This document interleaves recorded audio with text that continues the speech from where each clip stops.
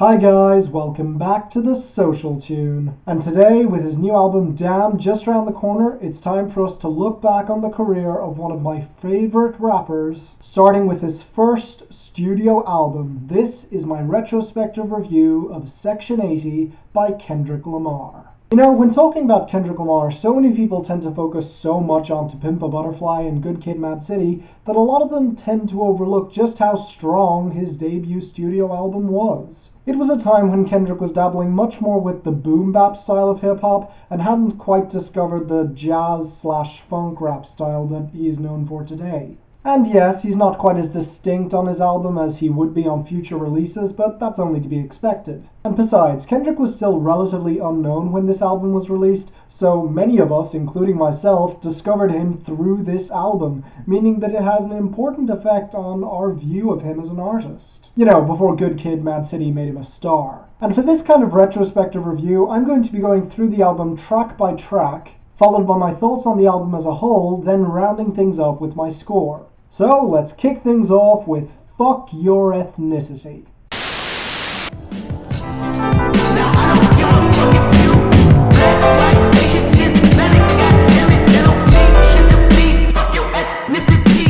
This album starts off strong with a message proudly promoting equality. And while the song itself is just fantastic with great piano-backed production, cooing backing vocals, and a distant voice shouting "fuck your ethnicity," I honestly like it even more for the opening skit, as it depicts what seems to be some kind of leader calling his followers around a fire, welcoming all of them, no matter who they are, to the revolution. What revolution? You'll see. Just bury me with 20 bitches, 20 million in the countdown fitted. Hold up, hold up, hold up, hold up, hold up, hold up, hold up, hold up. Next up we have Hole Up, and while the horns and the soulful atmospherics that show traces of what his sound would eventually become are nice, I will say this is one of the weaker songs on the album. It's definitely really good, but it doesn't really carry the punch that some of these other songs do. But anyway, the song is Kendrick meeting this stewardess and bedding her on a plane. And this, of course, is a metaphor for his discovery of the rap game, a tool that would become very useful to him during this rebellion that he is now part of. A.D.H.D. 8 doobies to the face, fuck that. 12 bottles in the case, nigga, fuck that. Okay, if you're a Kendrick fan, you already know this one. A.D.H.D. is one of the most iconic songs on the album, a song about the rampant drug abuse that was so prevalent in the 80s, which is one of the central themes on this album. And apart from the great hazy production and that chorus, Kendrick really does show a great knowledge of the mentality of the time, as the crack babies that he refers to in the song take drugs to just cope with life and to avoid thinking too hard about their situation. And the title of this track is great, as it refers to a girl who says that she has ADHD as an excuse so that she can take Adderall, which is a drug that helps you focus. But really, would you expect any less from this guy at this point? Girl, that's fine, but I wanna know, do you mind? No makeup today. No makeup parentheses vice is a bit of a tricky one for me. On the one hand, the production just hasn't aged very well, especially Colin Monroe's chorus. But on the other hand, the message of this song is so damn powerful.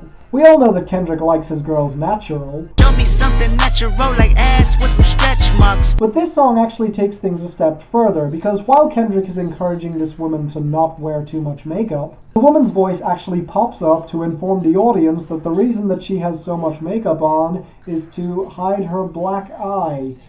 Damn. And it's also important to note that the girl on this track is Keishas, who is one of the recurring characters on this album. Fuck them other niggas, I ride for my nigga, I die for my nigga. Fuck the mother. Until one day, he wasn't acting right. In the middle of the night, she checked his phone. This is another odd one for me. Quite apart from the glitchy electronic production, the hook is a reference to Snoop Dogg's iconic song, Down for My N-Words. And the song also introduces the other important character to this album, Tammy. And the story on the track goes like this. Tammy and Keishas both start out in happy relationships, but then each of their boyfriends cheat on them, and so they find solace with each other. It's one of Kendrick's stranger songs overall, not just because of the production, which I don't really think flatters him, but because the story, while mildly interesting, feels more like the script to a fan fiction or a porno. And he also doesn't really take it anywhere. I don't know, maybe he had his reasons, but I'm not seeing them. Oh, we make it to 21.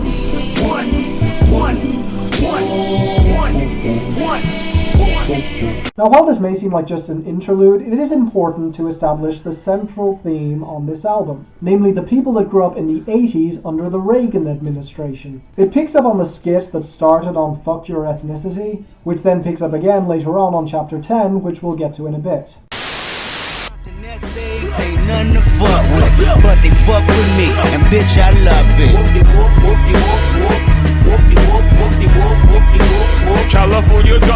This track focuses specifically on Compton and how messed up it was during the Reagan administration. Ash Riser opens up the song with a great soulful proclamation that the kids just aren't in a good place nowadays, before Ab-Soul comes in to add his ad-libs to the song. And then Kendrick comes in with his most aggressive flow yet, as the song demonstrates not just how dangerous gangs were, referencing Wu-Tang's Wu-Tang Clan ain't nothing to fuck with, but also the police, who back then could shoot down black men with practically no fear of repercussions. Yeah, I'm glad that's changed, haha. So when I touch the pen is in my view. I'ma get it right, just so you smoke good, eat good, live good. Smoke good, eat good, live good. This song demonstrates not just the laziness and the temptation to just do drugs to detach from the world, but also how crime seemed so normal and almost attractive to so many young people back in the 80s. In Kendrick's case, his uncles were in prison, and to him that was so cool. The brand of hustler was just that important to him. And as if to drive home the point, GLC, a notorious member of the Chicago GDs, shows up to deliver a message telling you to get off your ass and work. People that smiles in my face, but talk behind my back every time I'm gone. You know, back when I first heard this project, it was my least favorite song on the album, and I wish I could say that had changed. Because, while it's definitely not bad and has some nice swell thanks to the horns, how exactly does it fit on this album? I mean, he mentions high power once, but otherwise this feels really out of place. Still, with Schoolboy Q's really good verse here, it is a good song, just not a great one, and definitely one of the weaker tracks here. Hey, at least the title suits it, right?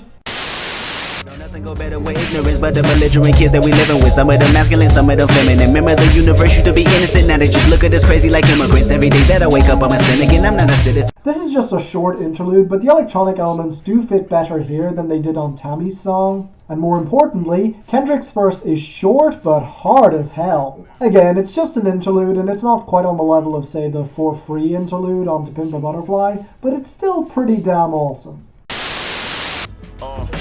And Lord knows she's beautiful. Lord knows the usuals, leaving her body sore. She take the little change she make to fix her nail cuticles. Lipstick is suitable to make you fiend for more. And here we have my favorite song on the album, a song so good that I would still count it among his best songs today. Ash Riser comes back to deliver a soulful chorus about hookers waiting on Long Beach for rich men to pick them up. And Kendrick's first verse is brilliant, as he describes this prostitute, Keishas, who we talked about a little bit earlier, vividly. A 17-year-old girl who ends up giving most of her money to her daddy, aka her pimp, which is ironic considering she doesn't know who her real dad was, then spends what little money she has left over on makeup to appeal to her customers, stuck in a vicious cycle. And the final line on that verse really does strike me. It's one that a lot of people seem to miss. Rosa Parks never a factor when she making ends meet, indicating that while some people may shame her, she doesn't really have time for civil rights and equality. She's just trying desperately to survive.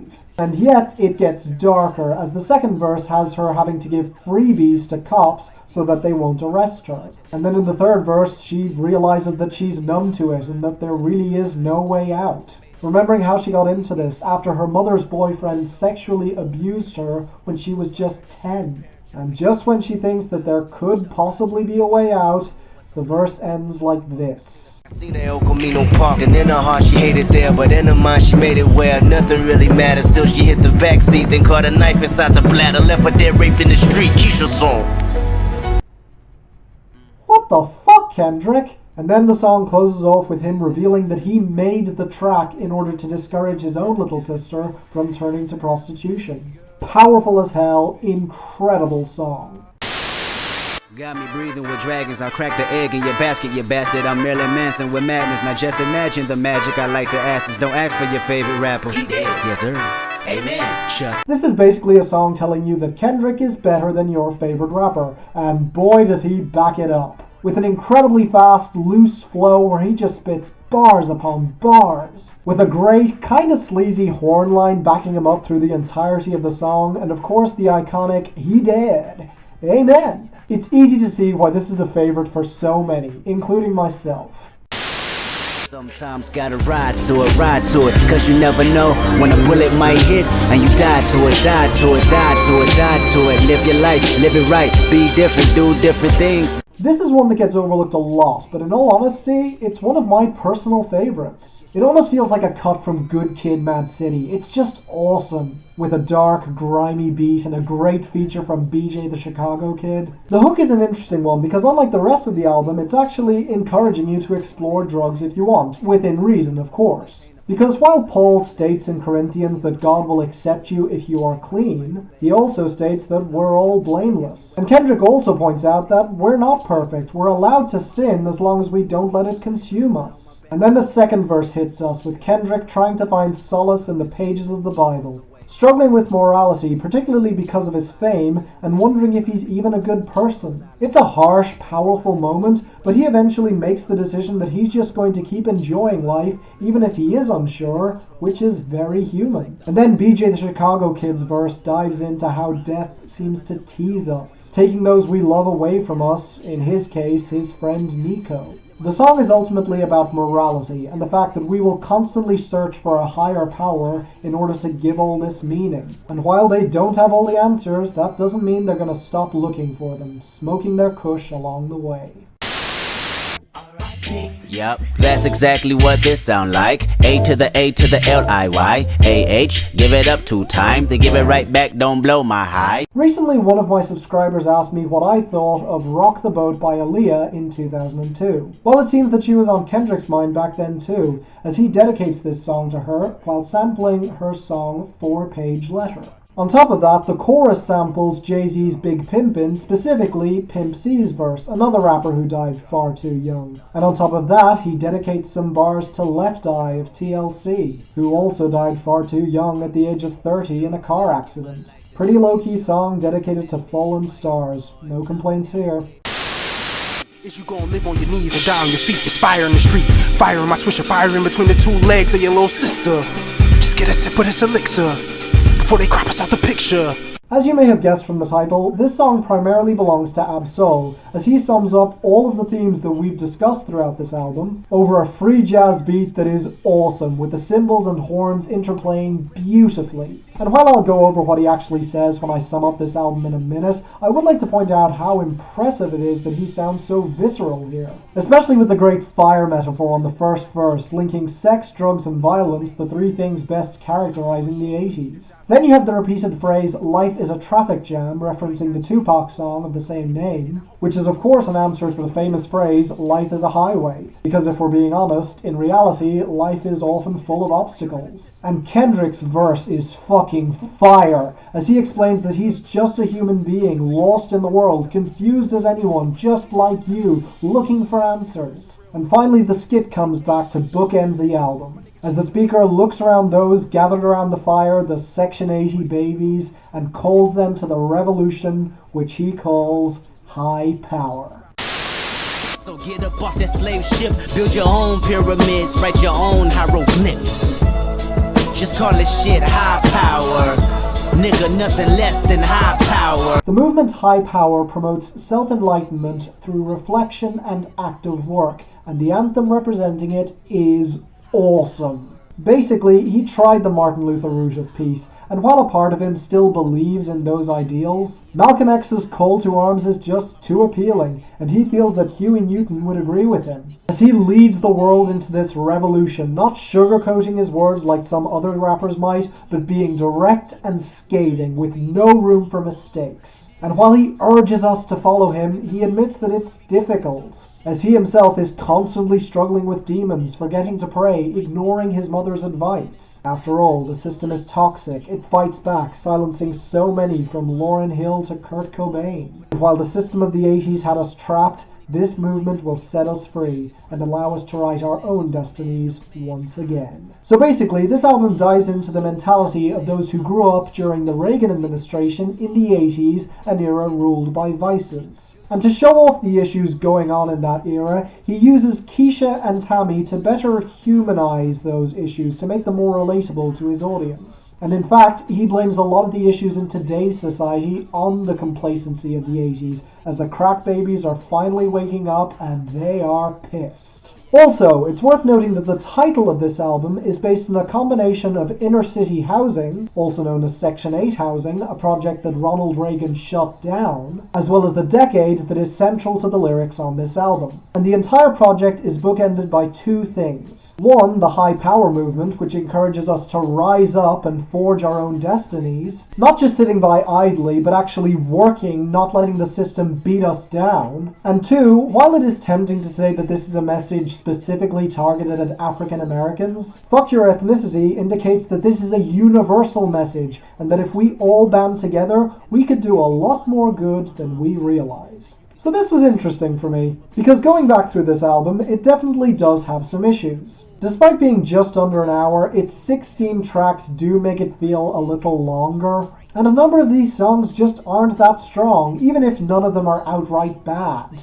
But in the end, this is still damn great. The narrative is loose but effective, and there are some truly excellent songs here that make up for the weaker moments. And plus, for the most part, the instrumentation and the guests are great. So in the end, 8 out of 10. Definitely not his best work, but still pretty damn amazing. Great job, K-Dot. So thank you guys for watching. Leave a like if you enjoyed. Next up, we'll be reviewing Good Kid, Mad City, so please subscribe so you don't miss a thing. And until the next time, I'm Finn, and this is The Social Tunes, signing off.